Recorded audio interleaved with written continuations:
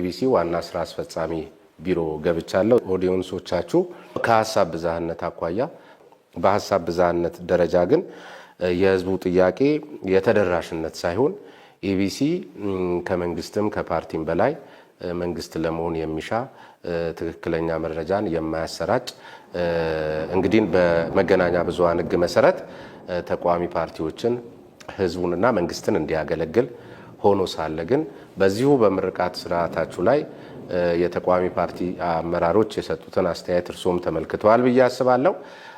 ስለዚህ አንዳንድ ጊዜ ብቻ ምርጫ በደረሰ ቁጥር ከምንሰጠው ሐሳብ የሁላችንን እኩል በኩል አድርጎ አያሳይም በሚል ደረጃ ይነሳልና ሚዲያ መለካት ካለበት አንደኛ ከሐሳብ ብዛህነት፣ ከሐሳብ ነፃነት፣ ከመረጃ ነፃነት አኳያ ነው።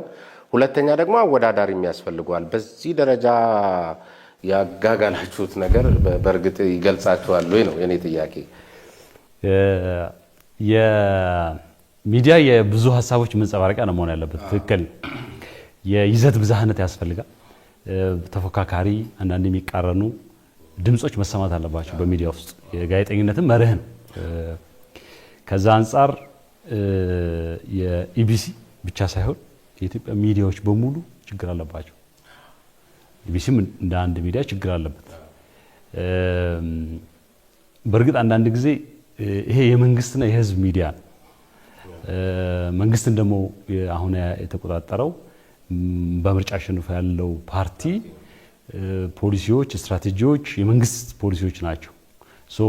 ከሞላ ጎደል ብዙ ጊዜያችንን ለመንግስት ስራዎች፣ ለገዢ ፓርቲ ፖሊሲዎች በዲፎልት ወደዛ ላይ እናተኩራለን። የተፎካካሪ ፓርቲዎችን ድምጽ የማሰማት ከብሔር አንጻር አነስተኛ ቁጥር ያላቸውን ድምጾች ማሰማት፣ የይዘት ብዝሃነት ላይ መሻሻሎች አሉ፣ ግን ስቲል ብዙ ርቀት መሄድ ይጠበቅብናል እና ዋልታም ጋር እሱ ችግር አለ፣ ኢቢሲም ጋር ችግር አለ። አሁን እኔ ኢቢሲ ጋር ነኝ። የዋልታን ዋና ስራ አስፈጻሚ መጠየቅ የእናንተ እንግዲህ የተለውጧል የሚባለው ሚዲያ እንትኑ ነው መብቱ ነው። ያም ሆኖ ግን አሁን ያነሱት ነገር አለ። መንግስትን እንደ መንግስትና ህዝብን የሚያገናኛቸው ነገሮች አሉ። ልክ ነው፣ አሸናፊ ነው። በምርጫ ያሸነፈ ፓርቲ የሚመራው መንግስት እስከሆነ ድረስ እሱ መሆን አለበት። ግን ከፓርቲ ጋር ተያይዞ ለምሳሌ እንበልና ለምሳሌ እኮ የብልጽግና ፓርቲን ጠቅላላ ጉባኤ ጨምሮ የማዕከላዊ ኮሚቴ ጉባኤ በቀጥታ ስርጭት ስታስተላልፉት 25 በመቶ እንኳን የተቋሚ ፓርቲዎቹን ስትነኩት አይተናናቅም። ከዚህ አኳያ አሁን ግን በቀደም በምርቃቱም ላይ በጣም በርካታ ቃል የገባችኋቸው ነገሮች አሉና በእርግጥ ታረጋዋችኋላችሁ። አሁን ወደኋላ በፊትስ በነበረ ሁኔታ እኩል ስታሳትፉ አልነበረም እና እርስዎ እንደውም ምርቃቱ ላይ ብዙ ጊዜ ነገ ይሄ ይጠበቅበታል የሚል ነገር ነው ያነሱት እንጂ የኋላውን ትተውታል። ስለዚህ ዛሬና ትናንት አልነበራችሁበትም ብለን እንውሰድ ወይ? አልነበራችሁበትም ሳይሆን በጣም ኢቢሲ በጣም በርካታ በጎ ስራዎች ይሰራል። እኔ አሁን 2 ዓመት ሊሞላኝ ነው ኢቢሲ ውስጥ ከመጣው። በርካታ የምርመራ ዘገባዎች የመንግስት መስሪያ ቤቶችን፣ ሌሎች የግል ተቋማትን፣ የህዝብ አንገብጋቢ ችግሮችን በአይናችን ፕሮግራም በብርቱ ወግ እንሰራለን። እሱ በዜሮ መባዛት የለበትም። ክፍተቶች ደግሞ አሉ። ሁሉም ነገር እጹብ ድንቅ አይደለም። ማሻሻል ያለብን መቀየር ያለብን ነገሮች አሉ። አንዱ መቀየር ያለብን በኢቢሲ ሚዲያዎች ውስጥ የሐሳብ ብዝሃነት መንጸባረቅ አለበት። ተፎካካሪ ድምጾች መድረክ ላይ መጥተው ክርክር፣ ውይይት ማድረግ አለባቸው። እሱ ማሻሻል አለብን። ነገር ግን አንድ ኤክስፔክቴሽኑን ማኔጅ ለማድረግ የብልጽግና ፓርቲ መንግስትን እየመራ ያለ ፓርቲ ነው እና አንድ ደግሞ ተፎካካሪ ፓርቲ ድምጽ የሌላቸው ፓርላማ ውስጥ መቀመጫ የሌላቸው ፓርቲና ብልጽግናን እኩል አፎካክረ እኩል አየር ሰዓት ልትል አትችልም። እንደው ነው ማለት አንጻራዊ ሽፋን ያስፈልጋል። ክፍተት አለብን፣ ምንም ክፍተት የለብንም ያልኩ አይደለም። ማሻሻል አለብን። እሱን እያሻሻልን ተመራጭ ድምጽ፣ ተጽዕኖ ፈጣሪ ድምጽ፣ ታማኝ ለመሆን ጥረት እናደርጋለን። አንዳንዴ ግን ዝም ብሎ እግረ መንገድ ላንሳውና አሁን እርሱም ከዚህ ቀደም በርካታ ተመልካቾቻችንም ያውቁታል። በተለያዩ እዚህ ኢቢሲን ጨምሮ በዋልታም በፋናም ቴሌቪዥን ላይ የምርጫ ክርክር ላይ ተመልክቶኑታልና እንግዲህ እርሶም የብልጽግና ፓርቲ ምናልባትም የአዲስ አበባ ምክር ቤት አባል ነው ብዬ አስባለሁ። ምክትሎቹም በተመሳሳይ የፓርቲ አባላት ናቸው። የምክር ቤት አባልም እንደሆኑ አንድ ሁለቱን አውቃለሁ። እሱ ሲጨመርበት ደግሞ እቺን በአንጻራዊነት ሊያገኟት የሚችሏትን ጠቀሜታ ወደፊት ባያገኙ ምናልባት ቃል የገባችኋቸውን ነገሮች እንደው እንትን እንዳያረጋችሁ ብዬ ነው። ትክክል። እንግዲህ ተቋማት በህግ ነው የሚተዳደሩት። ኢቢሲ መንግስት ተቋም ነው። ህጉ ብዙ ሰዎች ስለሚያነሱ አሁን ያነሳን ጥያቄ እኔ የብልጽግና አባል ነኝ እንዳልከው፣ ሁለት ምክትሎችም የምክር ቤት አባል የብልጽግና አባል አሉ። ኢቢሲም በታሪኩ በፖለቲካ ሹመኞች ነው የሚመራው። እንደዛ መሆን የለበትም።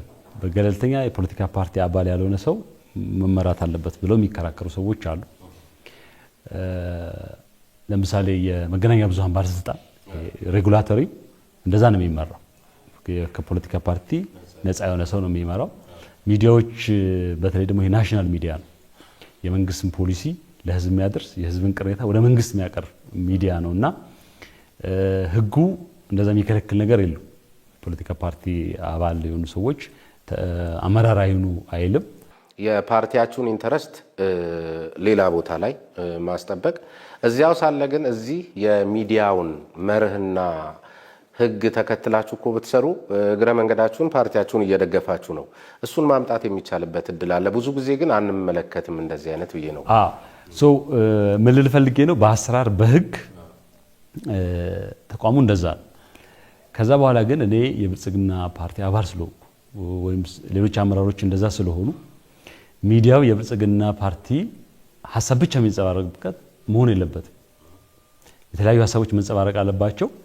የኔ አባልነት፣ የኔ ብሔር፣ የኔ ሃይማኖት፣ እኔ የመጣሁበት አካባቢ ሚዲያ ውስጥ ብቻ እንዲንጸባረቅ መሆን የለበትም። ሀሳቡ መንጸባረቅ ብቻ ሳይሆን የብልጽግና ስህተቱስ ይታይበታል መሆን አለበት። ስህተቱን እንዲያርም መንግስት ባይዘወይ እኔ በነበርኩባቸው ወቅት የመንግስት አመራሮች በግለሰብ አመራሮች ተጽዕኖ ለማሳረፍ ይሄ ይሰራልን ይሄ አይሰራልን ይላሉ።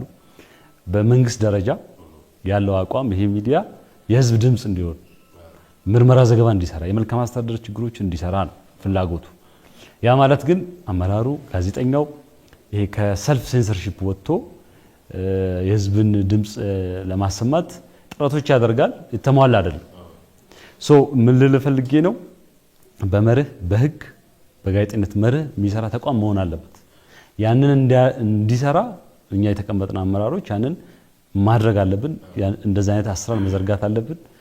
ጋዜጠኛው ማብቃት አለብን። እንደዛ ሲሆን ሚዲያው የተስተካከለ ይመጣል። ኢቢሲ ብቻ ሳይሆን የግል ሚዲያዎችንም ብታይ ከፖለቲካ ወገንተኝነት፣ ከሆነ ብሔር ወገንተኝነት፣ ከሆነ ሃይማኖት ወገንተኝነት ነፃ አይደሉም። ሁልጊዜ ይሄ ነገር የሚነሳው ኢቢሲ ላይ ነው፣ ወይም ደግሞ ሌሎች ከመንግስት ጋር አፍሌትድ የሆኑ ተቋማት ነው የሚነሳው።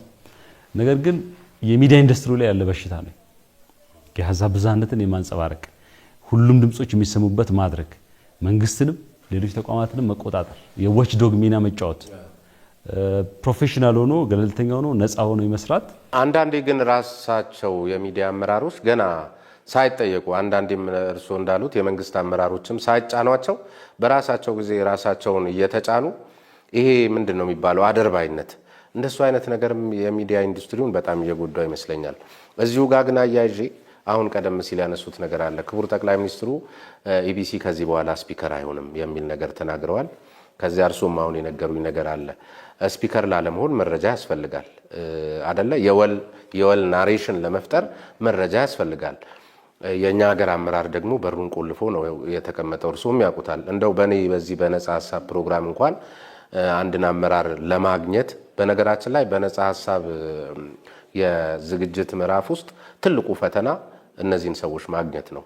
ይሄ ባለበት ሁኔታ ላይ የዛሬ 5 ዓመት እኛን ተሻግራችሁ ስለ አፍሪካ ልታወሩ የምትችሉበት እድል ከየት ነው የሚመጣው? እሳቸው የተናገሩት ደግሞ ትልቅ ቃል ኪዳን ነው።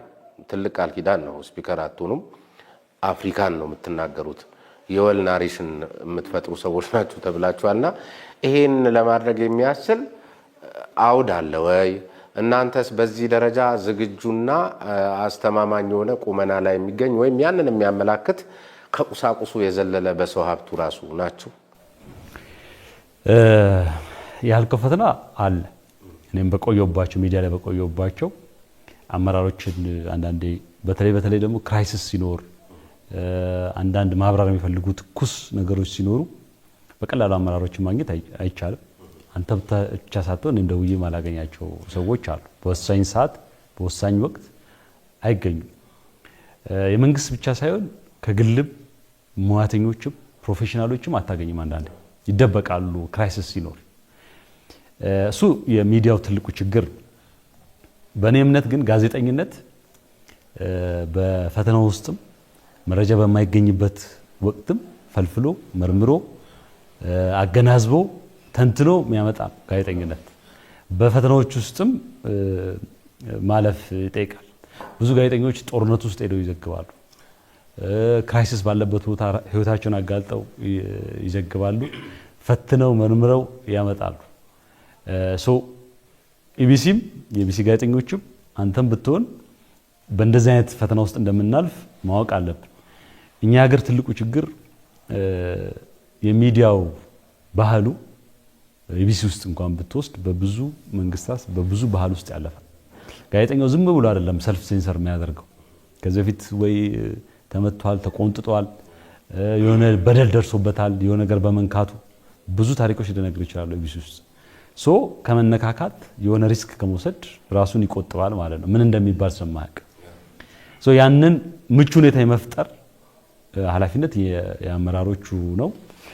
ይህንን ከወጣን ግን ይህን ካለፍን በኋላ ክቡር ጠቅላይ ሚኒስትራችን ያሉት በዚህ ባያያዙ ኢቢሲ አሁን በመሰረተ ልማት ላይ ባመጣነው ለውጥ፣ ስቱዲዮ ላይ ባመጣነው ለውጥ፣ የሰው ኃይል ላይ ለውጥ ካመጣ እና ደግሞ ቪዥኑ ካለን ራዩ ካለን የአፍሪካ ድምፅ የማንሆንበት ብዙ ምክንያት አይታየኝም። ኢትዮጵያ ትልቅ ሀገር ነች። ባለሙያዎቿ